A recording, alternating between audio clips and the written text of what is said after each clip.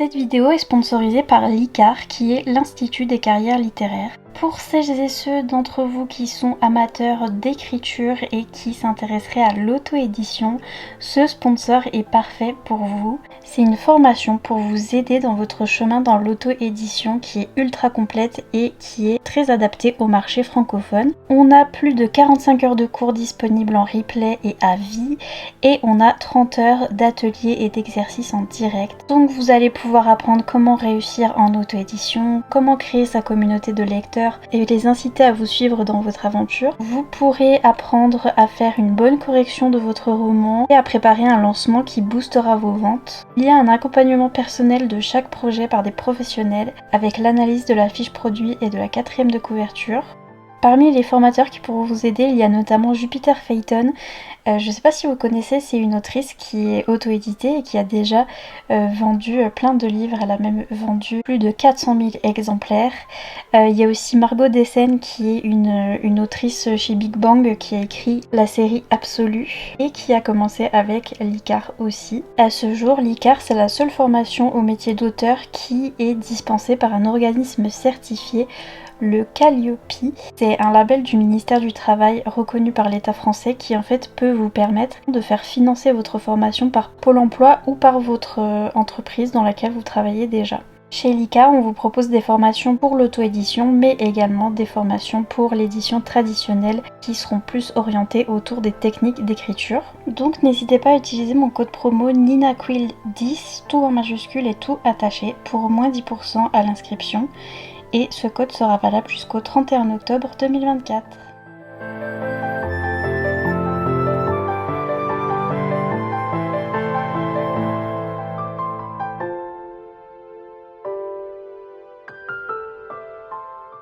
J'ai chaud lavabo, mon dieu, ok. Est-ce que j'ai dit j'ai chaud lavabo? J'ai chaud lavabo. Chaud robinet. Bonsoir et bienvenue dans cette vidéo bilan lecture que je dois filmer depuis 50 ans. Je n'ai pas fait de vidéo bilan lecture depuis le bilan du challenge Romontessi, donc ça fait 4 mois. Mais donc ça fait un petit bout de temps et depuis j'ai lu plein de trucs. Donc nous voici dans un bilan lecture où nous aurons combien de livres? 1, 2, 3, 4, 5, 6, 7, 8, 9, 10, 11, 13, 14, 15, 16, 17, 18, 19, 20, 21, 22, 25, 26. Je peux déjà plus parler. C'est le gobelet que j'ai eu de la part de Nessiane, une nouvelle maison d'édition de Romontessi, oui. J'ai mis les stickers, ils nous avaient donné des stickers, je les ai collés dessus. Bref. Oh non, pas déjà. Donc je vous laissais pendant le challenge Romontessi, j'avais lu L'héritier insoumis, donc le tome 3 du Pont des tempêtes de Daniel L. Jensen. Et donc juste après, j'ai testé un livre que j'ai vu passer sur Instagram, je connais déjà l'autrice. J'arrivais déjà pas à parler au début. J'ai déjà lu un de ses livres, donc c'est Castle of Nevers and Nightmares de Lana Pečerić. Yes. J'ai déjà lu son autre saga avec les loups. J'avais commencé cette saga. J'avais vu ce livre-là sur son Instagram et elle avait fait des fan art et tout. Elle fait ses fan art elle-même et ils sont trop cool. Et c'était un harem inversé avec 5 monsieur, 6 monsieur qui étaient des méchants et trucs comme ça. Donc ça m'intriguait beaucoup et j'ai commencé et en fait c'est vraiment un tome qui est mieux si on le lit dans la continuité de ses séries. En fait moi j'ai commencé son premier livre de sa première série et elle a écrit plein d'autres livres et plein d'autres livres dans cette série qui ont rapport les uns avec les autres et donc du coup là dans ce livre là on retrouve la fille du couple du premier livre que j'ai lu. Donc c'est leur fille déjà et puis après on a tous des personnages qui ont évolué tout au long de la saga, donc du coup je me faisais spoiler pour plein de trucs et donc j'ai arrêté à combien de pourcents?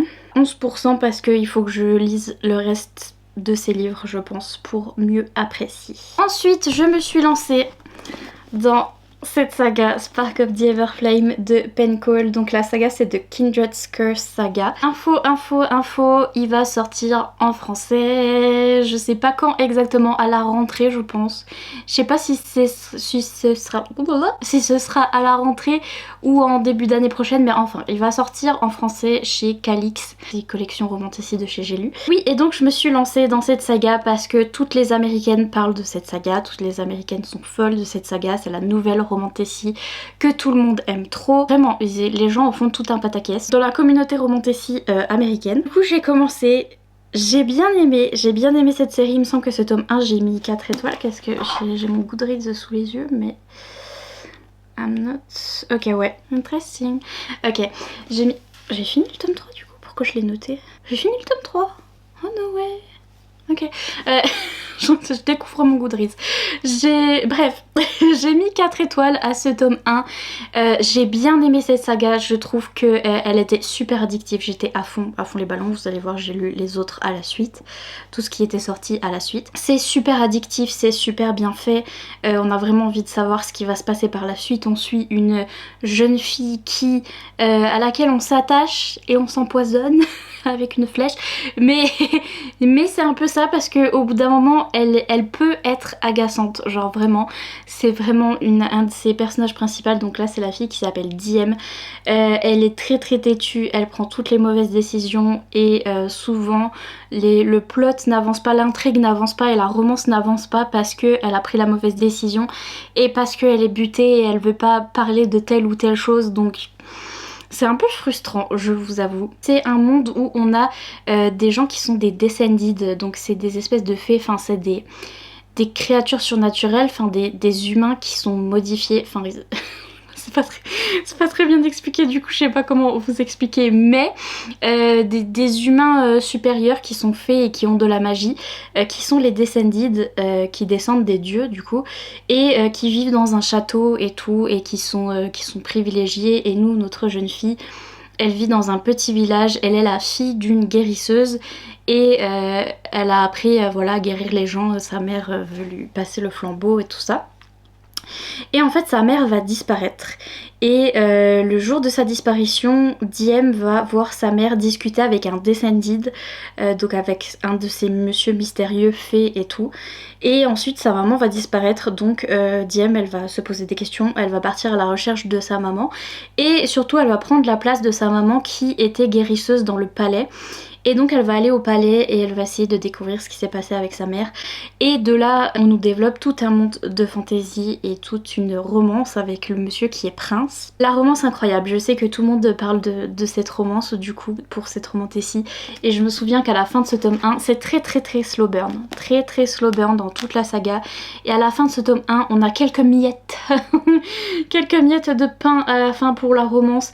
Et c'était vraiment bien, genre la fin où on a le monsieur et la madame qui ont une interaction en particulier qui est très bien faite et très slow burn. Du coup ça se finit sur un cliffhanger et on repart et on repart dans notre tome 2 à partir du cliffhanger. Le cliffhanger qui est assez impressionnant à la fin du tome 1. On repart dans notre tome 2 et nos amoureux sont encore en mode quiproquo où il s'est passé des trucs, ça a avancé dans la fin du tome 1 mais on fait comme si s'était rien passé dans le tome 2, donc c'est reparti pour le slow burn et tout.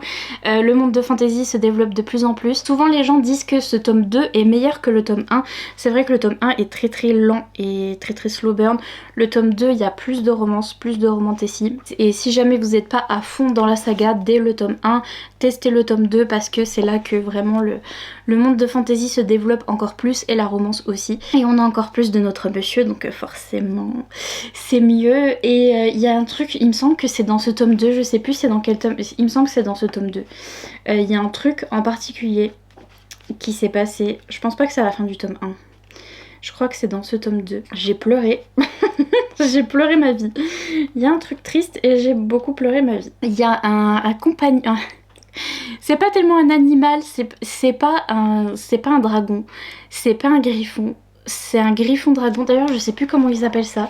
C'est un espèce d'un mélange entre un griffon et un dragon. Notre jeune fille Diem, elle va devenir amie avec cette créature en particulier et c'était très très bien aussi. Mais j'ai pas tant de souvenirs que ça, en fait faudrait que je relise cette saga avant de... Je sais pas si je vais tout relire avant de lire le tome 4, mais je vais lire le tome 4. J'ai mis 4 étoiles à ce tome 2. Je faisais que de mettre 4 étoiles parce que j'ai bien aimé, mais c'était pas le gros coup de cœur comme tout le monde l'a dit. Et après j'ai lu le tome 3, apparemment sur mon Goodreads ça dit que je l'ai fini le tome 3. Mais il me semble qu'il doit me rester un tout petit peu... Oh là là, il est énorme et c'est écrit tellement petit. Il doit me rester un tout petit peu de la fin que j'ai pas fini parce que je me suis rendu compte que le 4 était pas sorti encore. Donc forcément, je peux pas attendre. Je savais qu'il allait avoir un cliffhanger donc je me suis arrêtée avant. Mais ouais, ce tome 3, j'ai mis 3 étoiles parce qu'il me semble que j'étais quand même remontée pour un truc dans ce tome 3. Si quelqu'un l'a lu, il faut qu'on en parle. Il y a vraiment un truc de miscommunication, de manque de communication où dans notre romance les personnages ne se parlent pas et ça entraîne des trucs dans l'intrigue et ça entraîne des problèmes qui durent tout le long du livre juste parce qu'il y a un truc au début que un des personnages n'avoue pas alors qu'il pourrait très très bien le dire et ça dure très très longtemps et à chaque fois j'étais là. C'est pas possible, c'est pas possible, c'est pas possible que c'est pas possible. Et si c'était possible, c'était le cas. Donc j'ai mis 3 étoiles à celui-là parce que franchement la miscommunication. Mais en soi je me rappelle encore de cette série et d'avoir beaucoup aimé, d'avoir été à fond les ballons. Et je pense que quand le tome 4 va sortir, je vais finir le tome 3 déjà. Et je lirai le tome 4 parce que j'ai hâte de voir comment ça se finit. Le monde de fantasy est très très intéressant, la magie est très intéressante. Mais tout le monde pète un cap over it, j'aime bien, mais... C'est pas le nouveau Akotar, you know what they say.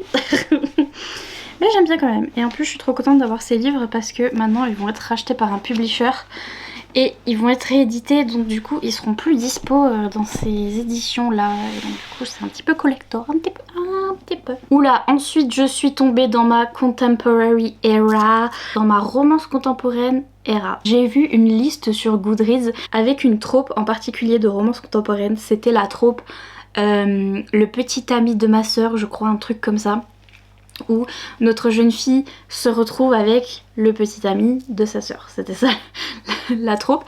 Et il y avait toute une liste avec tous des livres comme ça.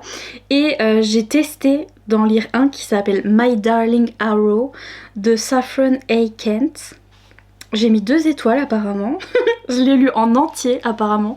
Je me rappelle même plus. Ah oui, c'était le gars qui était footballeur professionnel, non? Ah oui, c'est la fille qui est envoyée dans une école pour les bad girls, là, pour les filles désobéissantes, n'est-ce pas? Et on a le monsieur qui est un joueur de foot professionnel mais qui s'est blessé et qui va finir dans l'école de cette jeune fille et qui va être le coach pour l'équipe de foot. Et elle fait partie de l'équipe de foot féminin, je crois, féminine.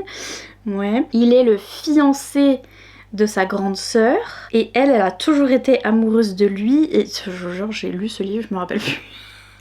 Elle a toujours été amoureuse de lui et elle lui écrit des lettres et tout et en fait là elle va le revoir parce qu'il va arriver dans son école et ils vont avoir un petit truc Enemies to Lovers où lui il est to Lovers où lui il est insupportable et vraiment au full avec elle, il est chiant avec elle. Je suis en train de lire la review d'une française qui l'a lu parce que moi je me rappelle absolument plus de ce que j'ai lu, mais elle disait que le slow burn était bien, par contre le monsieur était un peu trop possessif et la fille était un peu trop obsessed et un peu trop amoureuse du monsieur alors qu'il faisait rien pour. Vous voyez ce que je veux dire, il était très chiant.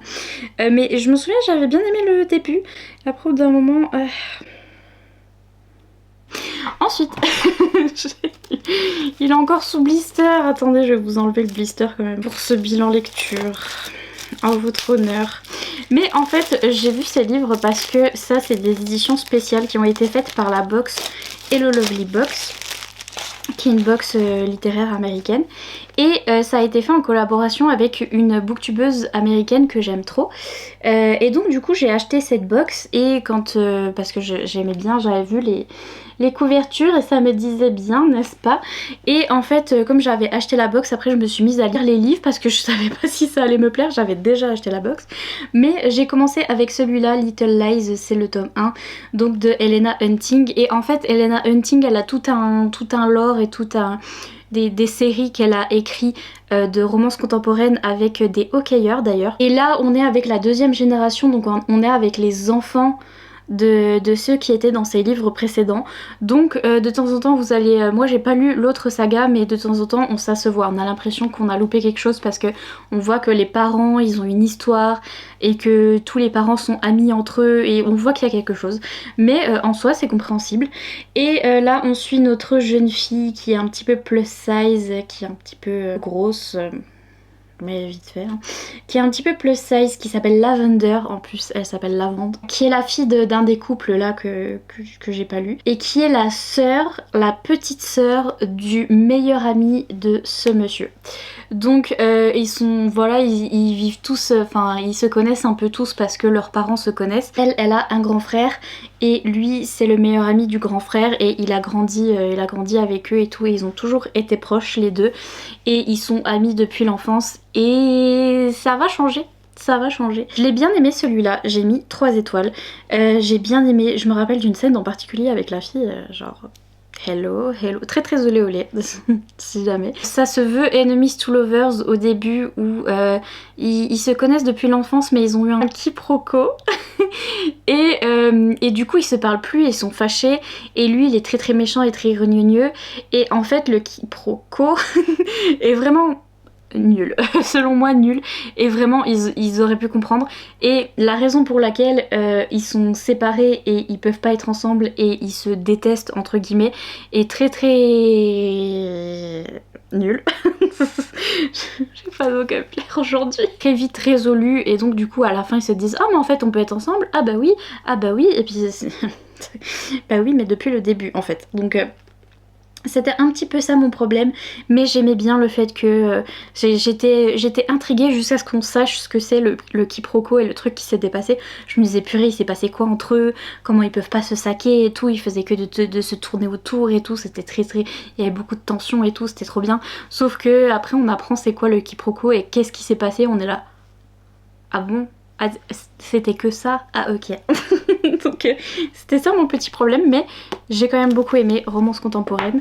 Ensuite j'ai lu le tome 2 parce que ce que je voulais lire c'était le tome 3 où on parle d'une fille qui est hockeyeuse, qui fait du hockey et d'un monsieur qui fait du patinage artistique dans le tome 3, mais finalement je suis pas allée jusqu'au tome 3 parce que je me suis arrêtée à... Ah j'ai pas écrit, j'ai mis 3 étoiles pour ce tome 2, j'essaie de vous l'ouvrir. J'ai mis 3 étoiles mais je me suis arrêtée juste avant... Il est déjà ouvert. Ok, I'm fine. Je me suis arrêtée juste avant la fin de ce tome 2 et je lirai ensuite le tome 3 parce que je l'ai acheté et ensuite c'est celui qui m'intéresse finalement. Mais ce tome 2 était un peu plus cocooning et on est cette fois-ci avec un monsieur, oui c'est lui c'est le fils, donc c'est un hockeyeur. Bon de toute façon ici aussi on avait un hockeyeur, un des fils de l'autre série de l'autrice. Là aussi on a un hockeyeur et la fille c'est... Ah oui c'était ça qui est intéressant, ok. C'est le professeur, c'est the teacher. Donc en fait notre monsieur qui est hockeyeur et qui est assez jeune rencontre une jeune femme un petit peu à la plage. Enfin, en fait il est en vacances à un lac, dans un lac, vers un lac, près d'un lac et il rencontre une jeune femme et ils ont un one night stand. J'arriverai jamais à dire ça. Ils ont une nuit ensemble et tout et ça se passe bien entre eux, sauf que après il arrive à la rentrée. Il est encore à l'université, même si il est un peu trop âgé pour être à l'université je crois, donc leur différence d'âge est pas énorme, mais quand même c'est quand même sa prof du coup, et du coup c'est sa prof, donc c'est ça le problème. Et c'était sympa, j'ai bien aimé. On a son ancien mari là qui revient l'embêter et tout, et lui il la défend et lui il était vraiment sympa pour dire que c'est censé être un mec qui est un petit peu immature et tout, vu qu'il est encore à l'université et tout ça. En fait il était plus mature que ce qu'on pense. Et ouais, et j'ai bien aimé, mais je me suis pas, j'ai pas tout à fait fini. Et il faut que je lise le tome 3, mais j'ai mis 3 étoiles aussi pour celui-là. Toujours romance contemporaine. Entre temps, j'ai lu aussi le dernier Sloane Kennedy, le dernier dans sa saga des Protectors, qui est une de mes sagas favorites, la première saga que j'ai lue d'elle en fait, et que j'aime bien. Et j'attendais ce tome avec impatience parce qu'on a encore une fois avec un age gap de zinzin, vraiment Sloane Kennedy. Les Protectors, de toute façon la saga des Protectors, ça a commencé avec un MMM, donc avec 3 messieurs ensemble, romance polyamoureuse. Et le truc de Protectors, donc c'est les messieurs qui font partie d'une organisation de sécurité et qui protègent des gens. Et à chaque fois, il y a quelqu'un qui est dans la sauce, voilà, dans la sauce, et qui va être protégé par ces messieurs et romance, etc., etc. Et là, on a encore un age gap de zinzin parce qu'en fait, ils se connaissent tous, font tous partie un petit peu de la famille les uns des autres. Donc finalement, plus les tomes avancent, plus les couples deviennent un peu zinzin. Et celui-là, je l'attendais avec impatience et j'ai mis 3 étoiles. Pourquoi j'ai mis 3 étoiles? Franchement, c'est le bilan de je me rappelle plus ce que j'ai lu. Je suis épuisée. Comme quoi, faut pas trop que j'attende pour faire des bilans. Pourquoi est-ce que j'ai mis que 3? En fait, je l'attendais beaucoup. Et je pense que ça m'a déçue, apparemment. Puisque j'ai mis 3 étoiles, je mets toujours 5 étoiles au Sloane Kennedy. Je me souviens de certaines scènes. Je suis en train de creuser dans mon cerveau, je vous jure. Je me souviens de certaines scènes. And that's it. Peut-être que j'étais pas aussi embarquée que dans les autres, et alors que celui-là je l'attendais avec impatience. Ça m'a pas fait le même effet que les autres. Pourtant c'était un petit peu un huis clos aussi, où on est dans la maison d'un des 2 messieurs et ils ont un bateau et tout, et ils restent toujours à cet endroit là et c'est sympa, c'est cocooning et tout. Mais je sais pas, ça m'a pas transcendé apparemment, j'ai mis 3 étoiles. Mais donc j'étais dans ma contemporary era, donc dans mon era contemporaine, et j'étais sur la liste des frères de la sœur de... Enfin, je sais plus la trope là, du copain de la sœur, ok c'était ça. Et j'ai découvert cette série, alors cette série m'a rendu zinzin, donc c'est Something in the Way de Jessica Hawkins. J'ai mis 5 étoiles au tome 1, j'ai mis 5 étoiles au tome 2, j'ai mis 2 étoiles au tome 3. J'ai pas lu le 4 parce qu'il fallait pas pousser mémé dans les orties. Mais le tome 1, j'ai mis 5 étoiles et c'est vraiment le truc cliché de la trope où en fait on a une jeune fille qui est très jeune, elle a 16 ans, je crois qu'elle a 16 ans, ouais elle a 16 ans. Elle va rencontrer un monsieur qui a 23, 24 ans, truc comme ça, et qui travaille sur le chantier qui se passe en face de sa maison à elle, donc il travaille dans la construction et tout. Et elle, c'est une fille un petit peu riche et tout, fille à papa, tout ça, et elle a une grande sœur qui est encore plus fille à papa et encore plus qui est vraiment le cliché de la bimbo et tout, ils sont à Los Angeles et tout ça. Donc la plus grande s'appelle Tiffany et vraiment sort avec tous les mecs du coin, elle fait du shopping tout le temps, enfin vous voyez les clichés et tout, alors que la plus jeune, celle qui a 16 ans, elle est un peu plus réservée, elle s'appelle Lake. Donc elle s'appelle Lac. Elle est un peu plus réservée, un peu plus, voilà, censée être un peu plus mature et tout, mais c'est vraiment le cliché. Et la plus grande a 19 ans. Et en fait, Lake, elle va rencontrer le monsieur qui s'appelle... Ah, c'était quoi son nom? C'était un truc en M. Si c'est pas en M, Manning, ouais, je m'en souviens. Il s'appelle Manning et elle va le rencontrer, le monsieur. Alors elle a 16 ans, lui il a 24 ans. La manière dont ils se rencontrent, c'est super mignon et c'est vraiment, ils ont cette connexion en fait, où malgré la différence d'âge, comment dire, lui il est pas forcément directement attiré par elle physiquement, et enfin elle le trouve beau etc, mais il est pas, et ça fait pas bizarre au début, sachant que lui il est assez vieux et qu'elle elle est très jeune. Ils ont vraiment une amitié qui se développe au début, et vraiment un lien assez particulier qui était super bien fait. Et du coup il va rencontrer aussi la grande sœur.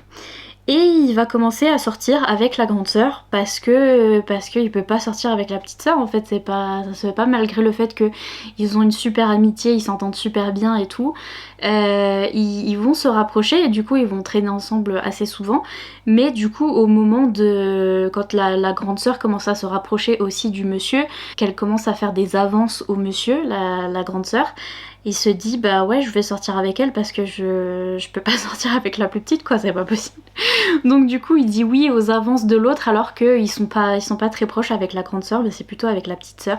Et vraiment leur relation et tout, ah là là, j'étais à fond, très très tabou et tout.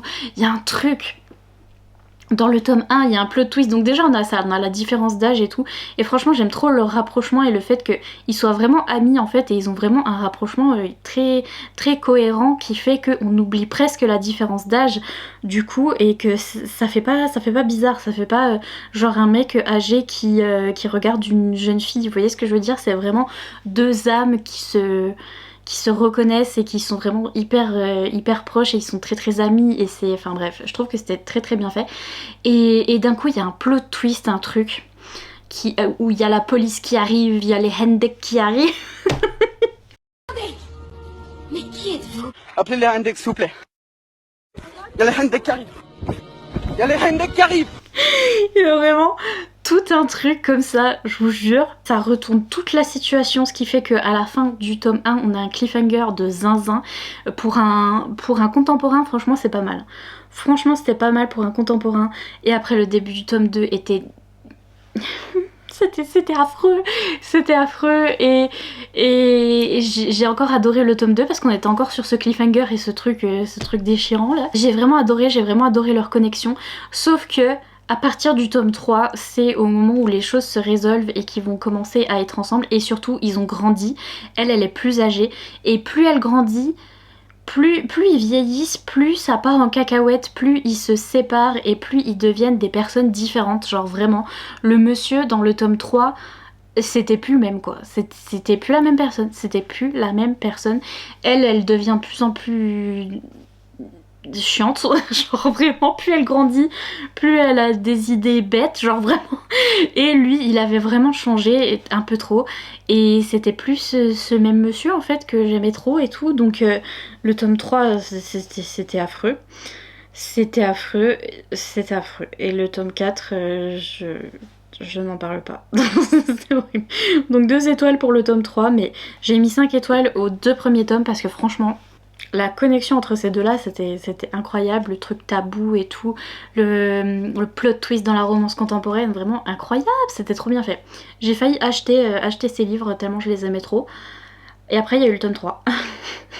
Fini la romance contemporaine, je suis repartie dans de la romantécie parce que je devais faire l'interview de Daniel L. Jensen, et donc j'ai lu Un destin ancré dans le sang. Je viens de le recevoir aujourd'hui, cette édition française qui est trop belle, je l'aime trop. J'aime trop, c'est le hardback, je vous montre encore une fois. Mais donc, j'ai adoré, je l'ai lu pour mon interview avec l'autrice. Et c'est sa nouvelle saga. Moi j'avais adoré Le Pont des Tempêtes, qui est son autre saga du coup. Et cette saga a dépassé Le Pont des Tempêtes. Le Pont des Tempêtes, c'était un favori de tous les temps. Et je préfère cette saga-là. Voilà, c'est dit, comme dirait Calogero. Parce que c'est une romantécie polaire avec des vikings. Donc... polaire, quand il y a de la neige et tout, c'est ma faiblesse. J'ai trop aimé, j'ai particulièrement aimé le monsieur là dans cette romance là, dans cette romantécie là, parce qu'il est drôle, il est zinzin, il est foufou, et ça amène un petit peu d'humour et un petit peu de légèreté dans un univers qui est assez dark, puisque on a une jeune femme qui est obligée de se marier. Déjà elle est mariée de force au début du livre à un monsieur qui est horrible et qui la traite super mal. Ensuite, elle va tomber sur un monsieur qui est un chef de clan de vikings, qui va voir qu'elle a un pouvoir particulier et qui va vouloir l'épouser. Donc elle va changer de mari, mais encore une fois contre son gré. Donc elle fait que de se marier à des gens qu'elle aime pas en fait, contre son gré et tout. Et en fait la romance ça va être avec le fils du chef du clan, donc le fils du monsieur avec qui elle est mariée. Donc son beau-fils du coup. Oui, mais elle est plus proche en âge du beau-fils que du monsieur qui l'a forcée à se marier du coup. toute une histoire avec des pouvoirs qui viennent des dieux nordiques. Et elle a un pouvoir très très particulier qu'elle devait cacher jusque là. Et vraiment toute une aventure dans la neige avec les dieux nordiques. Des choses un peu graves, un peu dark, un peu glauques qui se passent pour notre jeune fille. Mais qui, je vous dis, qui est relevée par le monsieur qui fait des bêtises toutes les 5 minutes. Donc du coup c'était très rigolo. Et j'ai adoré la romance entre les deux. Et cliffhanger à la fin. Et ça va être une duologie. Et c'est un de mes favoris de l'année. Voilà, un de mes favoris de l'année, donc forcément 5 étoiles, favoris. Je vais vous en reparler dans les vidéos des favoris, donc j'ai trop hâte le tome 2, forcément. Et ça se finit en une duologie, donc j'ai hâte de voir la fin, du coup. Mais oh my god, c'était trop bien. Ensuite, j'ai lu The Veil Kingdom de Holly Renée. Donc là, j'ai acheté l'édition spéciale qui était sur son site, le site de l'autrice, parce que elle est rose. Voilà, c'est l'édition spéciale rose avec les personnages sur la couverture derrière. Et normalement, c'est le fond est noir. J'ai commencé ce livre à cause de sa couleur. Oui, je voyais toutes les américaines qui lisaient ce livre. Je voyais qu'il était rose, il était beau. Je suis à fond dans le rose, ça se voit pas du tout. Mais donc je le voyais partout sur les chaînes des américaines et je me disais Et en fait, les américaines disaient ah, c'est très olé olé, c'est très... c'est très basique et olé olé et tout, mais j'ai trop aimé, donc du coup je me disais Et en effet c'est ça, c'est vraiment une petite série qui va aussi vite que la série... Où qu'elle est. Je dirais cette série là de Never King, de la manière dont je me retourne tel un méchant dans les films, de Nikki Saint Crow. C'est cette petite série olé olé là avec les... retelling de Peter Pan qui passe très très vite et où il y a des petits tomes. Je dirais que c'est la version romantasy de ça, parce que là c'est de la dark romance. Là c'est la version romantasy où on a toutes des tropes de romantasy qu'on aime bien. On a une princesse en fuite qui est maltraitée par son père le king et tout, et qui s'est enfuie du château et qui va se retrouver dans la rébellion avec le fils du chef de la rébellion du coup, et qui va s'entraîner et qui va devoir garder son identité secrète, parce que si elle dit qu'elle est la princesse, elle est mal au milieu de la rébellion quand même. Et donc voilà, et on a le chef, le fils du chef de la rébellion du coup, qui est un monsieur très renougneux, qui au début n'aime pas notre jeune fille qui a pas de pouvoir dans un monde où tout le monde a des pouvoirs. Ça m'a fait penser à Powerless de Lauren Roberts qu'il faut encore que je lise mais que j'ai commencé, et c'est un peu le même truc. Powerless, elle avait pas de pouvoir. Bref, ça se lit très vite, ça passe très vite. Romantasy condensé, je dirais, avec ses olé olé, et c'est des scènes olé olé un petit peu... on voit qu'elle a l'habitude d'écrire des romances contemporaines, enfin c'est des scènes olé olé qui ressemblent à celles des romances contemporaines, avec des kinks en particulier et des trucs en particulier qui sont un petit peu plus évolués que ce qu'on voit dans la romantasy en général. D'ailleurs le monsieur il est surnommé... Le monsieur il s'appelle Dacre, donc Dacre, D-A-C-R-E, et il est surnommé Daddy Dacre, donc... you know why. Je pense que vous devinez. Mais donc voilà, et franchement, j'ai bien aimé. Franchement, j'ai bien aimé. J'ai mis 4 étoiles à ce tome 1 et vous verrez, ensuite j'ai lu le tome 2 plus tard. J'ai mis 5 étoiles. Oh, j'ai mis 5 étoiles. J'ai mis 5 étoiles. J'ai mis 5 étoiles à ce tome 1. J'ai mis 4 étoiles au tome 2 parce que j'attendais vraiment le tome 2 avec impatience, et le cliffhanger à la fin de ce tome 1. Et oui, je l'ai dévoré, donc du coup j'avais mis 5 étoiles, je crois. Voilà. Ensuite, j'ai lu ce livre de chez Roncière, donc Le Roi Umbra de Jamie Applegate Hunter. J'ai mis 3 étoiles, c'est une ambiance très spooky et très particulière. D'ailleurs, si vous voulez le lire pour octobre et la saison spooky, ça ira très très bien. On a une jeune fille qui est surnommée le boucher parce que c'est une tueuse en série. Voilà, ça commence bien. Une tueuse en série, alors oui, elle tue des gens qui sont méchants, et des hommes qui sont des agresseurs et tout. Mais quand même, elle les tue de façon assez gore, et c'est quand même elle n'est pas appelée le boucher pour rien. Donc elle est même appelée la boucherie.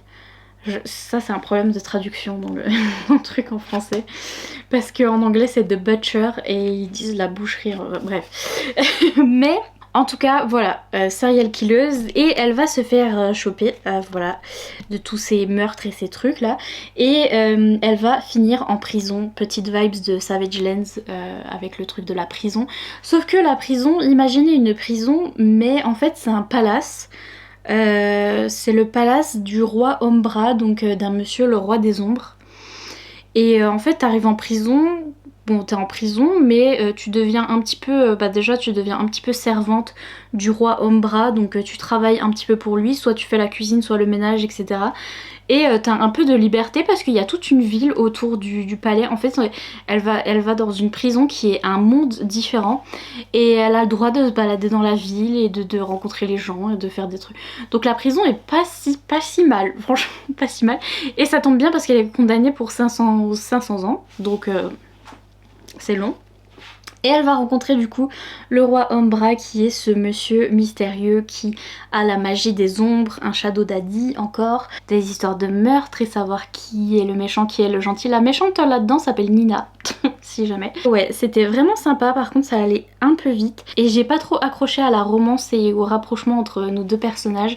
Mais sinon ambiance très sympa, ambiance spooky et qui change vraiment avec des personnages très moraligrés, où là vraiment on suit une jeune fille qui est une tueuse en série et qui voilà, qui n'a aucun regret et qui, quand elle prend ses décisions par rapport au bien ou au mal, c'est très gris, c'est toujours très gris, et lui aussi, et donc très intéressant à suivre. Ah, c'est là que c'est parti en cacahuète.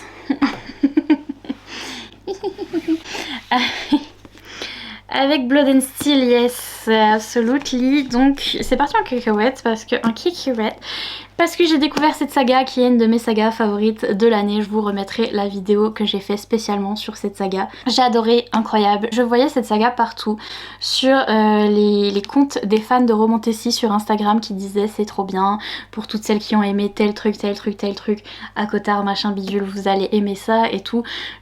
Voilà, ça fait longtemps qu'elle est dans ma pile à lire et que je sais que je vais aimer. Quand ils l'ont traduit chez Corrigan, parce que on a déjà les 3 premiers tomes qui sont dispo chez Corrigan. Quand ils l'ont traduit, je me suis dit ah purée, c'est une de ces romantasy que tout le monde recommande sur Instagram, il faut que je la lise, J'ai commencé, je l'ai lu en anglais, j'ai lu un petit peu la traduction, quelques pages, et ça m'a paru pas mal. Franchement j'ai relu mes scènes préférées et mes scènes préférées sont bien, donc voilà pour la traduction.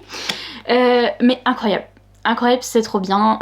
J'ai commencé, j'étais direct à fond dedans, je vous remets la vidéo où j'en parle, mais on est dans un univers vraiment fantasy médiéval où les femmes n'ont pas le droit de tenir des armes et n'ont pas le droit d'être soldates, et nous on a notre jeune fille qui s'appelle Théa qui veut devenir soldate, et pas n'importe quelle soldate juste pour combattre comme ça, non, parce que dans ce monde on a des soldats de légende, genre des guerriers légendaires qui s'appellent les glaives, et il y en a que 3, et pour être un glaive il faut passer des épreuves, puisque dans ce monde on a aussi des monstres, et les glaives servent à défendre la population contre les monstres du coup.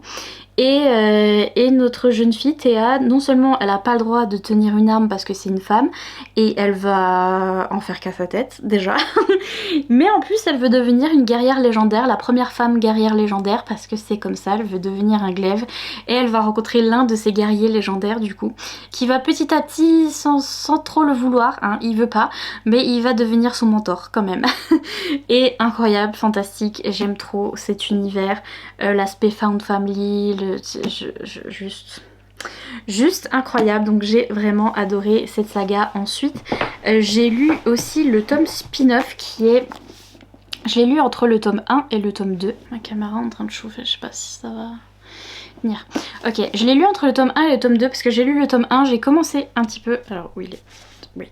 J'ai commencé un petit peu le tome 2 et on parlait de certains trucs dans le début du tome 2 qui sont présents dans le résumé de ce tome là, et justement j'avais ce tome là qui est un tome spin-off qui fait partie de la série Mortal Enemies to Monster Lovers, toujours de Helen Schwerer, mais qui fait partie du même univers et avec des personnages qu'on mentionne ici.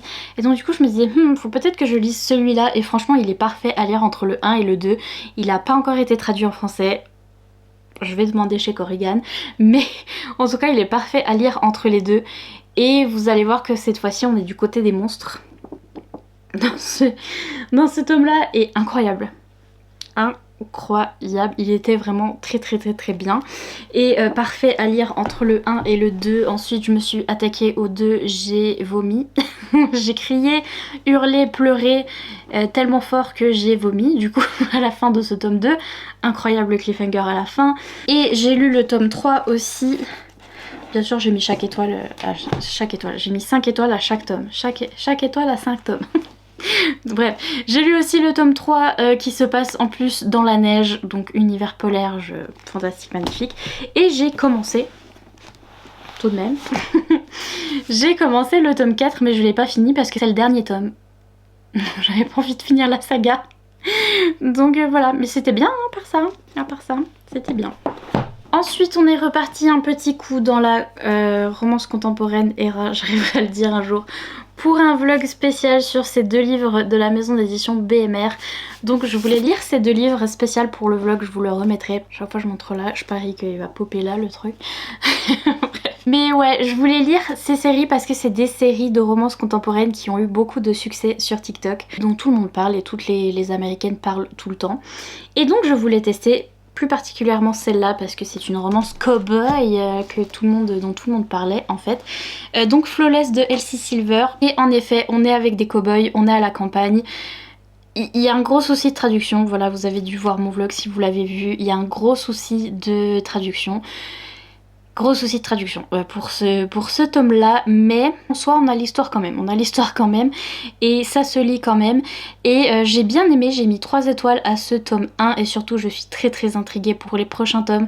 Il y a des personnages en particulier qu'on rencontre dans ce tome 1, j'ai trop hâte de lire leur histoire et ils sont super attachants, et notamment le tome 2, j'ai lu aussi le début du tome 2, j'en suis je crois à 60% du tome 2 sur ma Kindle et le tome 2 est incroyable et bien mieux que le tome 1. Et là on est avec une jeune fille qui en fait va devoir aider un monsieur qui fait du rodéo.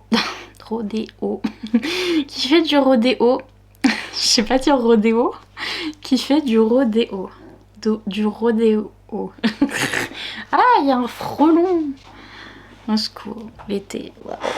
Bref, faut qu'il fait du rodéo, c'est la star du rodéo et elle c'est une jeune fille qui est un peu en charge de tout ce qui est publicité et de tout ce qui est l'image des stars et tout ça, et elle va l'aider parce que lui il est complètement zinzin, il dit n'importe quoi et surtout il commence à perdre ses sponsors à cause de ça, et donc du coup elle va venir le babysitter un petit peu pour qu'il se calme, et romance entre les deux du coup, et elle qui c'est une fille de la ville qui arrive à la campagne, tout ça, c'était vraiment sympa, franchement sympa, bien écrit, bien fait, et je vous dis surtout le plus mieux le truc qui était le mieux fait, c'était l'aspect Found Family où on a trop envie de savoir ce qui va se passer avec les autres personnages. Donc j'ai commencé le tome 2 direct. Le tome 2 c'est avec un monsieur qui a un fils et qui élève son fils tout seul et qui va avoir besoin d'une nounou, sauf que la nounou ça va être une copine de la fille dans ce tome 1 et elle est complètement déjantée, et lui est plutôt du genre très très strict et très très grognon, donc du coup ça va être le clash entre les deux dans le tome 2 et c'était trop bien, mais j'ai pas fini parce que je sais que je vais binger la saga, je sais que j'ai envie de voir ce qui va se passer dans les autres tomes, et j'ai arrêté ma romance contemporaine Era, donc j'ai pas fini, mais un jour je reprendrai, c'est sûr et certain. Et puis The Fine Print de Lauren Asher, pareil, j'ai adoré, j'ai beaucoup aimé, je pense que je reprendrai la série, j'ai le tome 2 et je pense que je vais le lire. J'ai mis 3 étoiles aussi, je crois. Non, j'ai mis 4. J'ai mis 4 à celui-là. C'est vrai que j'ai un peu plus aimé. Au niveau de la traduction, ça va mieux avec celui-là. La traduction est meilleure dans ce livre-là. Et ici, on se retrouve dans une romance contemporaine avec un monsieur qui est le propriétaire de Disneyland. Voilà, mais dans un univers alternatif, donc du coup ça s'appelle Dreamland. Et il y avait le monsieur qui était le grand-père qui était propriétaire de Dreamland et qui a légué ce parc d'attractions à ses petits-fils, notamment l'un d'entre eux qui devient directeur, et c'est une jeune femme qui travaille à Disneyland, enfin à Dreamland, et qui va se rapprocher du patron du coup. Donc petit problème parce que c'est son patron, en plus il est regneux et elle est très sunshine, elle est très mignonne et donc ils vont un petit peu clasher. J'ai bien aimé aussi cette histoire là, je trouve que c'était bien fait pour une romance contemporaine et je trouve que c'est la guerre. Je trouve que pareil, c'est vraiment comme dans l'autre série, c'est des séries qui donnent envie de lire la suite et de voir les autres couples parce qu'on découvre les personnages qui vont être dans les prochains bouquins, donc j'ai hâte de lire la suite. Ah, j'ai mal au dos, Manodou. Je suis épuisée, genre vraiment. Mais on a bientôt fini. Ok, ok. Ensuite, des coups de cœur. Après My Contemporary Era, je suis passée au challenge été glacée. Donc je lisais des fantaisies polaires et notamment j'ai découvert 2 de mes favoris. Pour le challenge été glacée, j'ai lu Quicksilver de Callie Hart qui m'a été recommandé par mes abonnés. On m'a dit c'est le phénomène TikTok, tout le monde le lit, romantasy polaire et tout. Donc j'ai pété un câble, je l'ai lu pour le challenge romantasy et comme prévu c'est un favori, j'aime trop. Vraiment on a une jeune fille qui est dans un univers, dans un endroit désertique où elle se bat pour avoir une goutte d'eau et c'est affreux et en fait elle va basculer dans un autre monde, un monde de neige et de glace. Et un monde où se trouve un monsieur très regneux et très grognon qui sort d'un enfermement de 150 ans. Il était enfermé pendant 150 ans quelque part et il a été libéré par la jeune fille, mais du coup il est assez grognon hein, parce que 150 ans c'est long.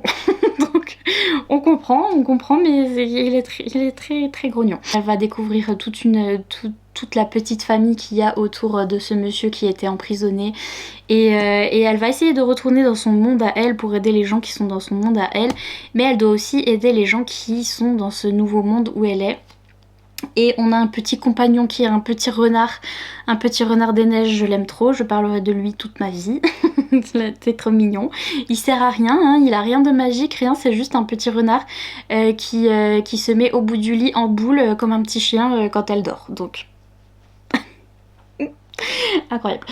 J'ai trop aimé, j'ai adoré l'univers, l'écriture, j'ai adoré les rebondissements à la fin, des vibes du serpent et du descendant de la nuit de Carissa Broadbent à la fin avec un truc avec des épreuves un peu, vous verrez. Incroyable nouveau coup de cœur. Et du coup je me suis pas arrêtée là pour le challenge romantasy, j'ai aussi lu ça qui est encore un nouveau coup de cœur parce que les américaines en parlaient et disaient romantasy viking.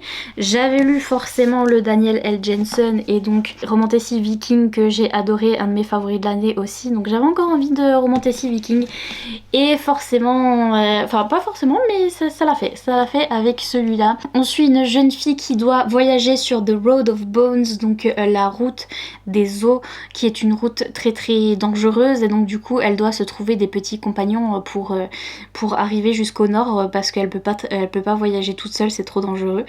Et donc elle va se trouver des compagnons mais en fait elle va se retrouver avec une bande de mercenaires hyper féroces, hyper dangereux et elle va réussir à les convaincre de l'emmener jusqu'au nord et elle va réussir à les aider aussi à son tour. Vous vous en doutez, aspect found family aussi avec cette bande de mercenaires et triangle amoureux avec 2 messieurs qui font partie de la bande de mercenaires et vraiment triangle amoureux qui rend zinzin parce que je shippais les 2. Je shippais tout et le cliffhanger à la fin, la révélation à la fin, le changement, le retournement de situation à la fin, j'ai hurlé, j'ai pleuré également. Incroyable, ce livre est très bien écrit, très bien fait et un de mes nouveaux favoris, voilà, c'est comme ça. Est-ce que j'ai oublié quelque chose entre... Après j'ai lu le tome 2, est-ce que je l'ai lu directement? Ah non, entre deux j'ai lu... Enfin, après c'est pas très vrai, c'est parce que j'avais fini. Ok, entre les deux, je voulais absolument lire le tome 2 parce que le tome 1 se finit cliffhanger, tout ça vous connaissez. Mais entre temps j'ai eu un arc, donc j'ai eu une version service presse du tome 2 de celui-là, envoyé par l'autrice qui m'a envoyé le tome 2 et je vous ai dit j'avais fini le tome 1, j'étais en mode il est où le tome 2? Et je l'ai eu en version service presse et je l'ai lu en, je vous jure, je vous mens pas, je crois que j'ai mis moins de 2 heures pour le lire parce qu'ils sont vraiment courts. J'ai mis moins de 2 heures, il est pareil que le tome 1, aussi rapide et c'est exactement la même chose, ça se finit sur un cliffhanger, donc du coup maintenant je veux le 3. Et c'est vraiment, c'est fait exactement pareil que ce tome 1 où on a la même construction avec de la romantécie, de la romance, des scènes olé olé et le cliffhanger à la fin. C'est la même chose mais un petit peu différent parce que c'est pas le même, c'est la suite de la série quand même. Mais franchement j'aime bien. Ça s'est lu en 2 heures comme ça, super rapide. Et je suis restée à la fin encore une fois, comme 2 ronds de flanc, encore une fois, à me dire mais maintenant je veux le 3 maintenant. Donc franchement c'était trop sympa. Et j'ai mis 5 étoiles je crois ou j'ai mis 4 étoiles. J'ai mis 4 étoiles je crois au tome 2. Puis j'ai lu le tome 2 de The Road of Bones qui est donc du coup Kingdom of Claw, qui est encore mieux que ce tome 1, encore mieux si c'est possible, franchement c'est possible. Le tome 2, on a un nouveau personnage, on a un nouveau point de vue qui est incroyable, donc une nouvelle romance tout en continuant sur cette romance-là, en continuant avec l'histoire de cette personnage principal, mais en plus on ajoute encore une autre personnage principale. Incroyable, le monde de fantasy est encore plus développé et on a notre nouvel personnage dans le tome 2. Notre nouvelle personnage, je sais pas si ça se dit, notre nouvelle fille dans le tome 2, elle a de l'anxiété sociale, elle a de l'agoraphobie, donc elle a du mal de sortir, donc voilà, il y a toutes ces discussions, ces livres ils sont super inclusifs, genre vraiment il y a plein de personnages, il y a un personnage à qui il manque un bras et qui a un bras mécanique, il y a plein de diversité dans ces bouquins là et le tome 2 incroyable parce que nouvelle romance et on continue sur ça là, la fin du tome 1 qui m'a tuée là donc j'ai encore pleuré et tout mais encore mieux que le tome 1 si c'est possible, bah apparemment c'est possible, donc incroyable. Et forcément j'ai hâte le tome 3 hein, parce que c'est encore fini sur un cliffhanger, bah oui forcément. Et enfin récemment, les derniers livres que j'ai finis, c'est cette série-là, A Curse So Dark and Lonely, no. A Court of Thorns and Roses, no. A Court This Cruel and Lovely de Stasia Stark. Pareil, ça m'intriguait, il est sorti chez Corrigan.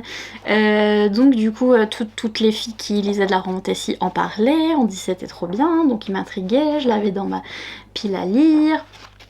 Il m'avait été offert par Victoria d'ailleurs, si tu passes par là. Et je l'ai lu et j'ai beaucoup aimé. J'ai fait un vlog dessus aussi. Je pense que le vlog va sortir avant, donc du coup je pourrais peut-être vous mettre dans le petit i le vlog. J'ai beaucoup aimé, j'ai mis 4 étoiles. J'ai lu le tome 1 et le tome 2 et j'ai mis 4 étoiles au tome 1 et au tome 2. Franchement j'ai beaucoup aimé, je trouve que c'était très addictif, très bien fait, on a vraiment envie de savoir la suite. On est dans un monde de romantasy médiévale avec une jeune femme qui vit dans un petit village et qui doit cacher sa magie, qui a une magie en particulier, mais tous les gens qui ont de la magie sont exécutés, donc elle doit cacher sa magie, sauf que forcément ça va partir en cacahuète au bout d'un moment et elle va se retrouver avec une bande de mercenaires. Ça fait un petit déjà vu petit déjà vu hein, quand même, bande de mercenaires et tout, truc doit cacher sa magie aussi, voilà. Donc vraiment les troupes de romantasy basiques, mais elle se retrouve avec ces messieurs mercenaires, elle est très badass et tout, et elle se laisse pas faire, et eux ils sont très rognugneux, greux. Le monsieur dans ce livre, le monsieur de la romance est très greux et très grumpy et très chiant, mais c'est le genre de romance où le monsieur est très chiant, sont très supérieurs et tout, et on n'a rien à faire de rien et machin, et en fait il rencontre cette jeune fille et au bout d'un moment il devient tellement amoureux de cette jeune fille que la jeune fille devient le centre de son monde et genre il devient obsessed et il change petit à petit, et ça j'aime bien. J'aime bien ce genre de romance. Et ouais, il y a quelques petites incohérences au niveau de l'intrigue, quelques petits trucs qui sont qui sont faits un peu à la va-vite quand même, qui sont pas très bien expliqués, des choses comme ça. Et quelques remarques aussi avec le monsieur, le fait qu'il soit très grognon, il fait quelques remarques qui me plaisent pas trop, donc du coup j'ai un peu du mal. Et aussi la romance est surtout basée sur le manque de communication, donc le slow burn est basé là-dessus, donc c'est compliqué, mais j'ai mis 4 étoiles au tome 1 et au tome 2 parce que le monde de fantasy est franchement bien fait.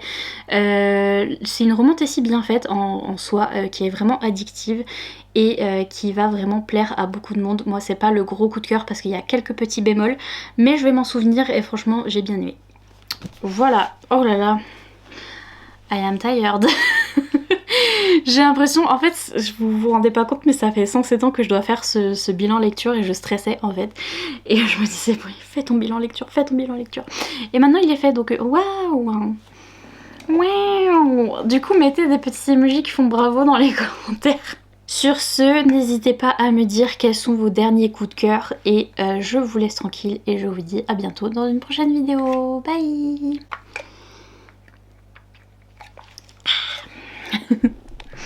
Get